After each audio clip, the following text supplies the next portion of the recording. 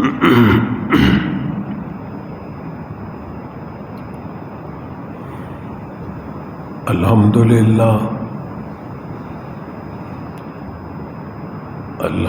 لله نحمده ونستعينه ونستغفره ونؤمن به ونتوكل عليه ونعوذ بالله من شرور أنفسنا ومن سيئات أعمالنا من يهده الله فلا مضل له ومن يضلله فلا هادي له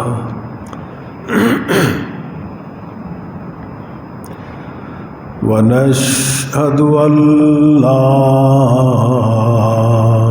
إله إلا الله وحده لا شريك له ونشهد أن سيدنا ونبينا ومولانا محمدا عبده ورسوله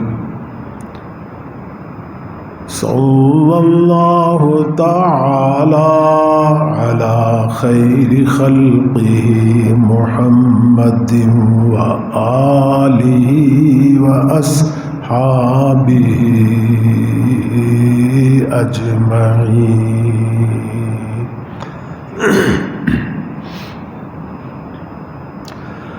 أما بعد فأعوذ بالله من الشيطان الرجيم. بسم الله الرحمن الرحيم. والفجر وليال عشر والشفع والوتر والليل إذا يسر هل في ذلك قسم لذي حجر ألم تر كيف فعل ربك بعاد إرم ذات العماد التي لم يخلق مثلها في البلاد وثمود الذين جابوا الصخر بالواد وفرعون ذي الأوتاد الذين طغوا في البلاد فأكثروا فيها الفساد فصب عليهم ربك سوط عذاب إن ربك لبالمرصاد. صدق الله مولانا العظيم وصدق رسوله النبي الكريم ونحن على ذلك من الشاهدين والشاكرين والحمد لله رب العالمين.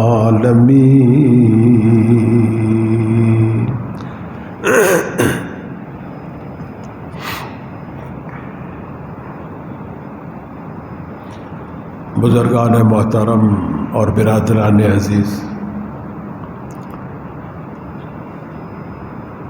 آج جس مہینے میں ہم موجود ہیں ذوالقعدہ کا مہینہ اس کے آخری عشرے میں موجود ہے۔ اسلامی کیلنڈر کے اعتبار سے اور اسلامی جنتری کے لحاظ سے اس کے بعد جو مہینہ آ رہا ہے وہ قمری سال کا آخری مہینہ ہوگا، جس کا نام ہے ذوالحجہ۔ جب وہ مہینہ ختم ہوگا تو سن ہجری، ہجرت والا سال جو ہے وہ بھی ختم ہو جائے گا، جس کا مطلب یہ ہے کہ آج جو سن ہجری ہم لکھتے ہیں 1443، اب تاریخ لکھیں گے تو آج ہم لکھیں گے 24 ذوالقعدہ 1443۔ پھر ذی الحجہ کا مہینہ شروع ہوگا تو ہم لکھیں گے 1 ذی الحجہ 1443۔ جب وہ مہینہ ختم ہوگا پھر نیا سال کا آغاز ہوگا محرم الحرام سے۔ پھر نیا سال جب شروع ہوگا تو پھر ہم لکھیں گے 1444، یعنی حضور اکرم صلی اللہ علیہ وسلم کو ہجرت کیے ہوئے 1444 سال ہو گئے۔ یہ مطلب ہے اس سن ہجری کا کہ آپ صلی اللہ علیہ وسلم کی ہجرت سے اس سال کا آغاز کیا گیا۔ بہرحال اب جو جمعہ آئے گا اگلا انشاءاللہ تعالی وہ ذی الحجہ کے شروع میں ہوگا، یا ذی الحجہ کی 1 تاریخ ہوگی یا 2 تاریخ ہوگی۔ اس مہینے کے بارے میں اور خصوصاً اس کے پہلے عشرے کے بارے میں آپ کی خدمت میں چند باتیں گوش گزار کرنا چاہتا ہوں، اس لیے کہ آج ہی مناسب ہے ان باتوں سے آپ کو آگاہ کیا جائے، تاکہ اگر کوئی ان پہ عمل کرنا چاہے، ان کا ثواب اور اجر حاصل کرنا چاہے تو وہ حاصل کر سکتا ہے بڑے آسانی کے ساتھ۔ ذی الحجہ کا چاند نظر آتے ہی جو رات پہلی آئے گی اس کی پہلی ساعت سے، پہلی گھڑی سے، پہلے لمحے سے ہی اللہ تعالیٰ نے اس میں فضیلت رکھی ہوئی ہے، اور پورے عشرے کے اندر کہ یہ پورا عشرہ خواہ وہ رات ہو خواہ وہ دن ہو، اس کی ہر گھڑی جو ہے اللہ نے اس کو بڑے اجر و ثواب سے بھر دیا ہے۔ اور صرف بھرا نہیں بلکہ ہمیں اور آپ کو اس کی اہمیت بتلانے کے لیے قسم کھا کر بیان کر رہے ہیں اللہ تعالیٰ۔ فرمایا کہ والفجر ولیال عشر والشفع والوتر واللیل اذا یسر، قسم ہے اللہ تعالیٰ قسم کھا رہے ہیں فجر کی، قسم ہے 10 راتوں کی، قسم ہے جفت کی، قسم ہے طاق کی، قسم ہے رات کی۔ تو پورے علماء، جمہور علماء کا یہی مسلک اور موقف ہے کہ یہ جس 10 راتوں کا ذکر کیا جا رہا ہے یہ ذی الحجہ کا عشرہ ہے، پہلا عشرہ۔ راتوں کی قسم اللہ تعالیٰ اس لیے کھا رہے ہیں کہ اسلامی کیلنڈر کے اعتبار سے، قمری تاریخ کے اعتبار سے رات پہلے ہے دن بعد میں۔ جیسے ہی سورج غروب ہوتا ہے رات شروع ہو جاتی ہے، تو تاریخ بھی، قمری تاریخ بھی شروع ہو جاتی ہے۔ کوئی مہینہ دیکھ لیں آپ، رمضان کا مہینہ دیکھ لیں، ربیع الاول کا دیکھ لیں، محرم کا دیکھ لیں، رات سے وہ شروع ہوتا ہے۔ رات پہلے آئے گی، دن بعد میں آئے گی۔ اس لیے اللہ تعالیٰ راتوں کی قسم کھا رہے ہیں کہ یہ عشرہ راتوں سے شروع ہو رہا ہے، اس کی راتیں بھی بڑی فضیلت ہے، آنے والے دن بھی بڑی فضیلت ہو. اور یہ میں بارہا کہہ چکا ہوں کہ اللہ تعالیٰ کا قسم کھانا ہرگز ہرگز ایسے نہیں ہے جیسے ہم اور آپ قسم کھاتے ہیں. ہمارا اور آپ کا قسم کھانا تو ہے کسی کو اس بات کا یقین دلانا ہے کہ بھئی میں جھوٹ نہیں بول رہا ہوں، میں سچ بول رہا ہوں. بھئی میں جو آپ سے وعدہ کر رہا ہوں سچا وعدہ کر رہا ہوں. میں قسم کھا کے کہتا ہوں فلاں وقت فلاں دن کو میں تمہارا قرضہ ادا کر دوں گا، لے لینا آ کے. اب آپ کو اعتبار نہیں ہے مجھ پہ، بھئی آگے بھی کئی دفعہ آپ ٹال مٹول کر چکے ہیں، میں کئی مرتبہ آ کے تقاضا کر چکا ہوں، آپ نہیں دیتے مجھے. پھر میں قسم کھاتا ہوں، پھر آپ قسم کھاتے ہیں کہ اچھا بھی میں اللہ کی قسم کھاتا ہوں، میں اپنے باپ کی قسم کھاتا ہوں، بیٹے کی قسم کھاتا ہوں، سر کی قسم، پتہ نہیں کس کس کی آپ قسمیں کھاتے ہیں. یہ بھی آپ غلط کرتے ہیں. قسم صرف اللہ کی ذات کی یا اللہ کے صفات میں سے کسی صفت کی. مخلوق کی قسم کھانے کی ہمیں اجازت ہی نہیں، حرام ہے قسم کھانا. آپ اپنے بیٹے کی قسم کھا رہے ہیں کہ وہ بڑا آپ کو محبوب ہے، وہ یقین کر لے گا، لیکن آپ ایک حرام کام کر رہے ہیں، ناجائز کام کر رہے ہیں، اللہ ناراض ہو رہے ہیں. صرف اور صرف اللہ کی ذات کی، اللہ کے جلال کی، اللہ کی عظمت کی، اللہ کے کلام کی قسم آپ کھا سکتے ہیں، اس کی صفات میں سے بھی کسی صفت کی اور ذات کی. نبی کی قسم کھانا بھی جائز نہیں. غوث کتب ابدال تو سب نیچے ہیں.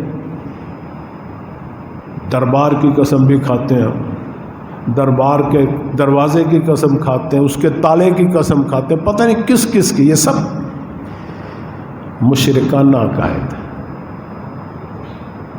بدعت میں سے شمار ہوتے ہیں اگر آپ دین سمجھ کے بھی یہ سمجھ. تو میں عرض یہ کر رہا تھا کہ قسم ہم اور آپ جو کھاتے ہیں دوسرے کو یقین دلانے کے لیے کہ میں جھوٹ نہیں بول رہا، میں وعدہ پکا اور سچا کر رہا ہوں. لیکن بھئی اللہ تعالیٰ کا قسم کھانا ہرگز ہرگز ایسا نہیں ہے. کیوں؟ کہ اللہ کی تو ہر بات سچی پکی ہوتی ہے. اللہ تو خود قرآن میں فرما رہے ہیں، فرمایا کہ کان وعد اللہ حقا، اللہ کا وعدہ سچا پکا، کوئی شک نہیں، حق ہو، جو کہیں گے اللہ تعالیٰ کریں گے. فرمایا کہ ان اللہ لا یخلف المیعاد. یقیناً انا کا معنی اس میں تمہیں شک نہیں ہونا چاہیے کہ اللہ جو وعدہ کرتے ہیں اس کی خلاف ورزی نہیں ہونے دیتے، نہیں کرتے. وہ رہے گا، ہو کے رہے گا، وہ کر کے دکھائیں گے آپ کو. تو بھی پھر اللہ قسم کیوں کھاتے ہیں؟ اللہ تعالیٰ پھر قسم اس لیے کھاتے ہیں، جس چیز کی بھی اللہ تعالیٰ قسم کھائیں گے ہمیں اور آپ کو اس کی عظمت بتانے کے لیے، اس کی اہمیت بتلانے کے لیے، اس کی افادیت اور اس کی فضیلت بتلانے کے لیے قسم کھاتے ہیں. اب ایک جگہ اللہ تعالیٰ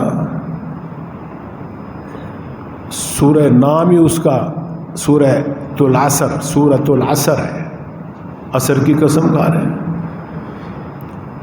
فرمایا کہ والعصر ان الانسان لفی خسر، قسم ہے مجھے زمانے کی. عصر کا معنی زمانہ بھی ہے اور عصر کا معنی یہ عصر کا وقت بھی ہے.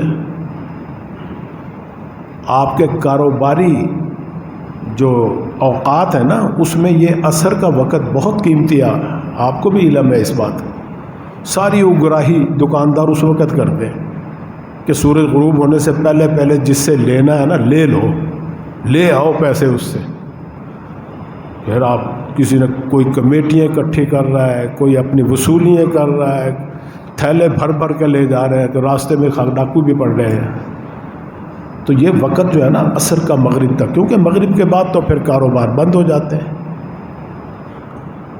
تو اس لیے اللہ تعالیٰ اس وقت کی قسم کھا رہے ہیں اور پورے زمانے کی قسم بھی کھا رہے ہیں کہ یہ زمانہ جس میں تم زندگی بسر کر رہے ہو بڑا قیمتی زمانہ ہے تمہارے لیے، جس میں تم سانس لے رہے ہو، جس میں کسی کو کوئی پتہ نہیں، اچانک اعلان ہو جاتا ہے کہ فلاں صاحب کا انتقال ہو گیا۔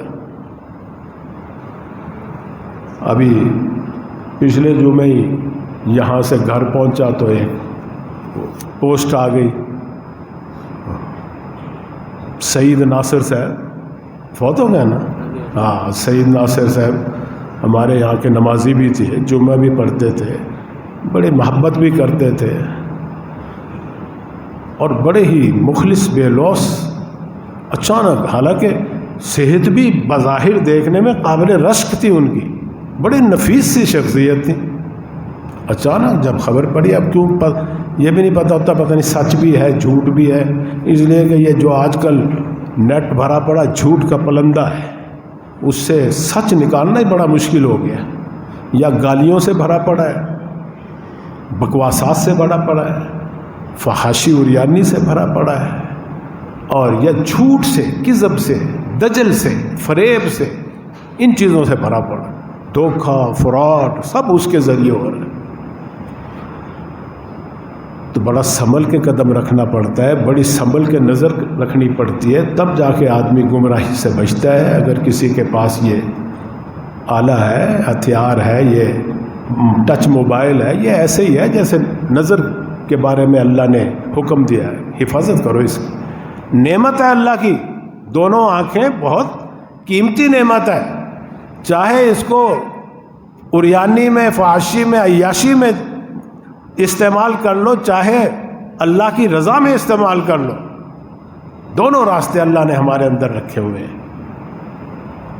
اللہ نے نیکی کا جذبہ بھی رکھا ہوا ہے، بدی کا جذبہ بھی رکھا ہوا ہے، پھر اللہ نے نبی بھی بھیجے، کتابیں بھی بھیجے، رسول بھی بھیجے، پیغمبر بھی بھیجے، عقل بھی دی، شعور بھی دیا، کون سا راستہ سیدھا ہے، کون سا گمراہی والا، یہ سب اللہ نے تو اپنے اتمام حجت پوری کی ہوئی ہے، کہ کل کو کوئی یہ نہ کہے کہ یا اللہ مجھے تو پتہ ہی نہیں تھا کہ کون سے راستے پہ چلنا ہے، کہاں اس کو استعمال کرنا ہے۔ تو ٹچ موبائل کا بھی یہی حکم ہے، اچھی جگہ بھی استعمال کر سکتے ہو، اس میں قرآن بھی ہے، حدیث بھی ہے، تراجم بھی ہے، تفسیر بھی ہے۔ پہلے ہمیں کتب خانوں میں جانا پڑتا تھا، الماریاں کھولنی پڑتی تھی، اوپر نیچے تلاش کرنی پڑتی تھی کتاب، اب ٹچ کرو تو فوراً اس پہ آ جاتا سارا کچھ، جو مرضی نکال لو، تو اللہ کی نعمت بھی ہے۔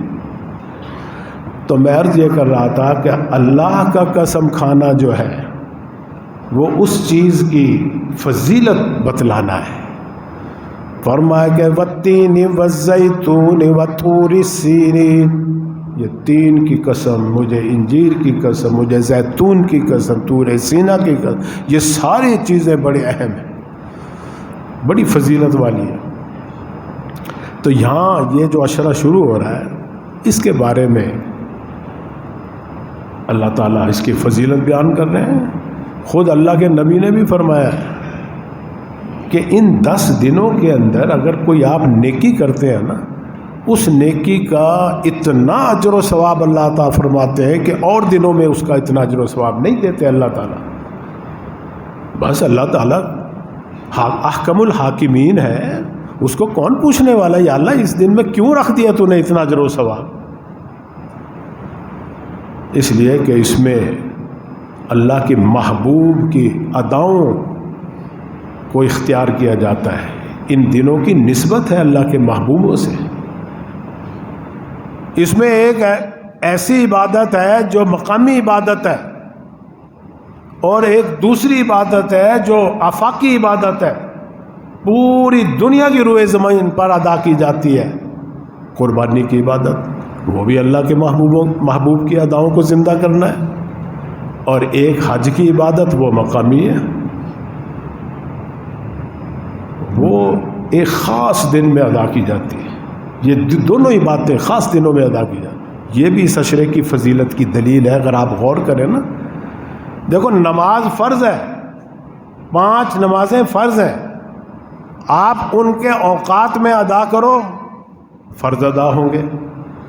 اس سے ہٹ کے اگر 4 رکعتیں ادا کرو تو نفلی عبادت سمجھی جائے گی، اجازت ہے، آپ کر سکتے ہیں۔ پورے سال پورے دن جتنے مرضی نفل پڑھتے رہو، پوری رات جتنے مرضی نفل پڑھتے رہو، اجازت ہے۔ روزہ رمضان میں فرض عبادت ہے، پورے سال جتنے مرضی روزے رکھتے رہو سوائے 5 دنوں کے، وہ منع ہے۔ وہ عید الفطر کے دن نہ رکھو، عید الاضحیٰ کے دن نہ رکھو، عید الاضحیٰ کے بعد جو 3 دن آتے ہیں ایام تشریق جن کو کہتے ہیں، ان دنوں میں نہ رکھو۔ یہ 5 دن چھوڑ دو، سارا سال تمہیں روزے رکھنے، نفلی روزے رکھنے کی اجازت ہے۔ فرض بھی ادا کر سکتے ہو، اسی کی مشابہت نفلی عبادت بھی ادا کر سکتے ہو۔ اسی طرح زکوٰۃ سال کے بعد فرض ہوتی ہے۔ اگر صاحب نصاب ہو گئے، سال بھی پورا ہو گیا، پھر جا کے زکوٰۃ فرض ہے، لیکن سارے سال آپ صدقہ خیرات کر سکتے ہیں۔ مالی عبادت ہے، زکوٰۃ مالی عبادت ہے، صدقہ خیرات بھی مالی عبادت ہے۔ لیکن بھائی حج ایک واحد فرض عبادت ہے جس کے لیے اللہ نے صرف ایک دن مقرر کیا ہے، 9 ذی الحجہ، وہ بھی اسی عشرے کے اندر تاریخ ہے 9۔ عرفات میں حاضری دو تب حج ہوگا۔ آج اگر کوئی وہاں چلا جائے، رمضان کے مہینے میں چلا جائے کہ جی بڑی برکت والا، نہیں حج ہوگا۔ دیکھو وہ رمی جمرات جو ہے، جس پہ آپ شیطان کہتے ہیں جن کو، اس قسم کے پلر لگے ہوئے ہیں اور کنکریاں مارتے ہیں، خاص دن ہے، ان دنوں میں مارو گے تو اللہ ثواب دے گا۔ سارا سال وہ کھڑے رہتے ہیں، مارتے رہو، آپ کو کوئی عبادت نہیں، کوئی ثواب نہیں۔ مزدلفے میں بھی ایک رات جو ٹھہرنی ہے وہ خاص رات ہے، وہ بھی اسی عشرے میں۔ آگے پیچھے جا کے تم 10 راتیں وہاں گزارو مزدلفے میں، نہیں، یہ مقامی عبادت ہے۔ ایک اللہ نے اسی عشرے میں آفاقی عبادت دی ہے، انٹرنیشنل، روئے زمین کے کسی حصے میں کرو معتبر ہے، لیکن تاریخ یہی ہوگی 10، 11، 12۔ تو یہ 10 ذی الحجہ بھی اسی کے اندر ہے، اور اس کی اللہ قسم کھا رہے ہیں۔ یہ جو پہلی والفجر ہے، یہ 10 ذی الحجہ کی فجر ہی ہے بہت سے علماء کے نزدیک۔ فرمایا کہ والفجر ولیال عشر والشفع والوتر واللیل اذا یسر، قسم ہے مجھے فجر کی، یوم نحر کے فجر کی۔ اور یہ واحد 10 ذی الحجہ جو ہے نا، دیکھو اس کی شان کتنی اونچی اللہ نے کر دی۔ ایک تو یہ مہینہ ہی ان مہینوں میں سے ہے جو 4 مہینے حرمت والے، ویسے یہ فضیلت والے مہینوں میں سے ایک۔ پھر اللہ نے اس کے 10 عشروں کو اور زیادہ فضیلت دے دی، حج کی وجہ سے، قربانی کی وجہ سے، اور پیچھے ادائیں محبوب کی ہیں۔ ابراہیم علیہ السلام ہے، اسماعیل علیہ السلام ہے، حاجرہ علیہ السلام ہے، سرکار دو عالم صلی اللہ علیہ وسلم، یہ محبوب ہے اللہ کے، ان کی ادائیں زندہ کرنے کا نام حج قربانی ہے۔ تو میں یہ کہہ رہا تھا کہ ایک دن ایسا ہے پورے سال، قمری کیلنڈر کے اعتبار سے قمری سال کے اندر، جس کی کوئی رات نہیں ہے، ورنہ عربی میں قمری سال میں پہلے رات ہے پھر دن ہے، پورے سال کے اندر ایسے ہی چلے گا۔ لیکن یہ جو 10 ذی الحجہ ہے، اس کی رات ہی نہیں ہے، یہ صبح سے شروع ہوتی ہے۔ اگر رات ہوتی ہے نا تو ہمیں حکم ہوتا ہے رات کو بھی قربانی کر سکتے ہیں ہم۔ اب 10 ذی الحجہ کی رات جو پہلے ہوگی، اس کو کوئی قربانی کرے گا تو نہیں ہوگی اس کی۔ اس رات کو اللہ نے عرفے کے ساتھ ملایا ہوا۔ یوم حج والے جو دن ہے نا، حج والے دن کی 2 راتیں اللہ نے بنا دی، پہلے بھی رات اسی کی ہے قاعدے کے مطابق، اور اگلی رات جو 10 تاریخ کی تھی وہ بھی اللہ نے ادھر سے کاٹ کے 9 ذی الحجہ کے ساتھ ملا دی، ہمارے اور آپ کے فائدے کے لیے۔ کیا مطلب یہ کہ حج کا سب سے بڑا رکن جو ہے وہ عرفات میں حاضری ہے، خواہ نیند کی حالت میں، خواہ بے ہوشی کی حالت میں، خواہ جاگنے کی حالت، ایک لمحہ بھی وہاں چلے گئے نا حج ہوگا۔ اگر وہاں نہیں گئے تو سارا کچھ کرتے رہو تو حج نہیں ہوگا۔ قربانی بھی کر لی، طواف بھی کر لیا، کنکریاں بھی مار لی، مزدلفے میں بھی ٹھہر گئے، مینا میں بھی ٹھہر گئے، لیکن عرفات میں نہیں ٹھہرے، نہیں آپ کا حج ہوگا، دوبارہ کرنا پڑے گا۔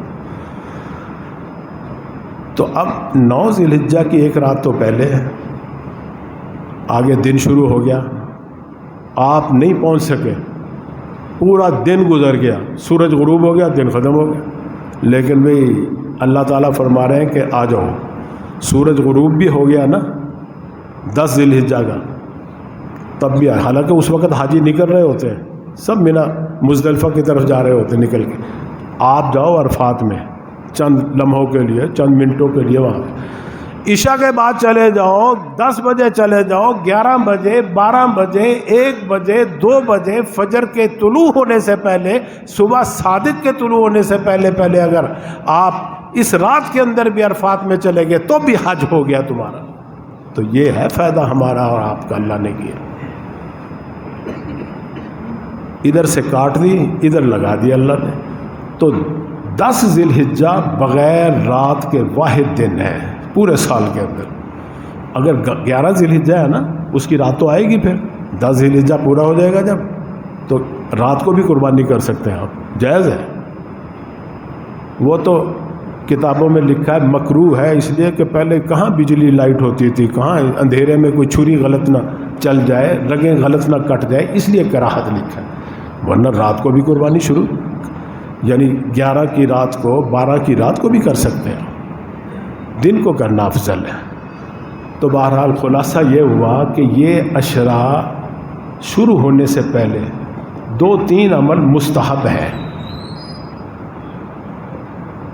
ایک تو جس شخص نے قربانی کرنی ہے، ارادہ ہے، ابھی جانور نہیں خریدا، اگرچہ مستحب یہ ہے کہ جانور کچھ دن پہلے خریدنا چاہیے، اس کی خدمت کرنی چاہیے، اس سے پیار محبت ہونا چاہیے، انس پیدا ہونا چاہیے.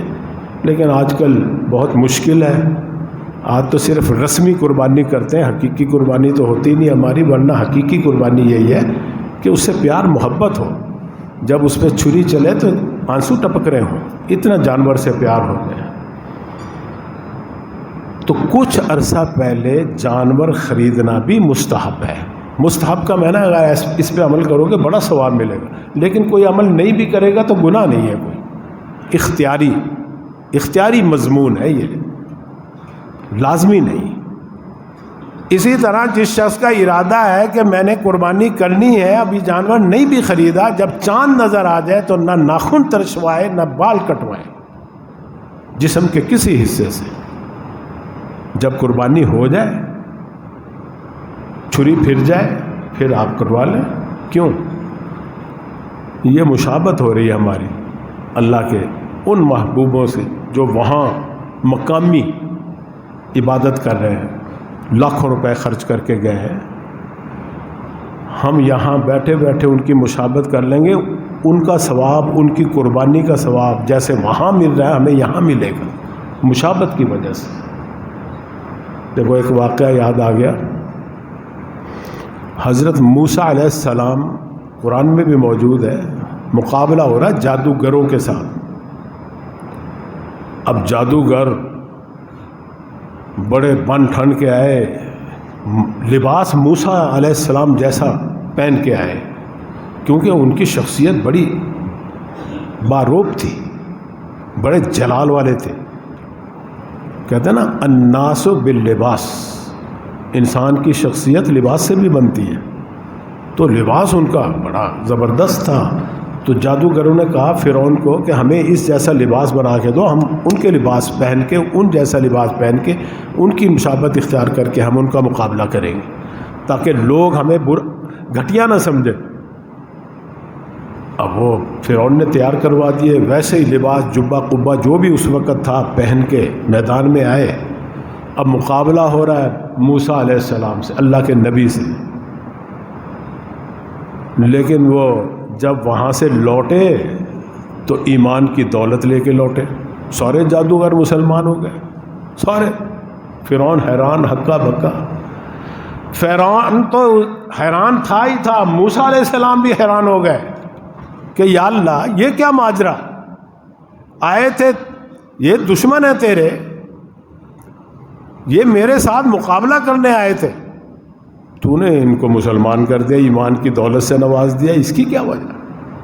اللہ تعالیٰ نے القاء فرمایا، بطور وحی جواب دیا کہ موسیٰ یہ میرے محبوب کی شکل بنا کے آئے تھے، ان جیسا لباس وضع قطع بنا کے آئے تھے، تمہاری مشابہت لے کے آئے تھے. میری رحمت نے گوارا نہیں کیا جو میرے نبی کی شکل شبہت بنا کے آئے، میں اسے ایمان سے خالی واپس لوٹا دوں؟ مشابہت کی وجہ سے۔ وہ خواجہ صاحب نے صحیح فرمایا کہ یا رب تیرے محبوب کی شباہت لے کر آیا ہوں، یا رب تیرے محبوب کی شباہت لے کر آیا ہوں، حقیقت اس کو تو کر دے میں صورت لے کر آیا ہوں۔ تو اللہ تعالیٰ ہم صورت تو بنائیں، اللہ تعالیٰ حقیقت جیسا ثواب عطا فرمائیں گے۔ تو یہ ناخن نہ کٹواؤ، بال نہ کٹواؤ ان 10 دنوں کے اندر جس کا قربانی کا ارادہ ہے، بلکہ ایک روایت میں تو یہ آتا ہے کہ جس کا نہیں بھی ارادہ ہے نا، وہ بھی اگر مشابہت کر لے گا اسے بھی ثواب ملے گا اللہ تعالیٰ۔ دیکھو کتنی اللہ کی وسعت ظرفی ہے، کتنی وسعت ظرفی ہے۔ یہ اور بات ہے کہ ہمارے دامن تنگ ہے، اللہ کے خزانے تو لامحدود ہے۔ فرمایا کہ نہ ہو قناعت شعار گلچیں اسی سے قائم ہے شان تیری، نہ ہو قناعت شعار گلچیں اسی سے قائم ہے شان تیری، اگر وہ پورے گل ہے چمن میں تو اور دامن دراز ہو جا۔ اللہ کے خزانے لامحدود ہیں، تو بھئی ان کے لیے بھی جو قربانی نہیں بھی کرنا چاہتے وہ بھی اگر اختیار کریں گے اللہ انہیں بھی ثواب دے گا۔ اللہ تعالیٰ ہم سب کو عمل کرنے کی توفیق دے۔ وآخر دعوانا ان الحمدللہ۔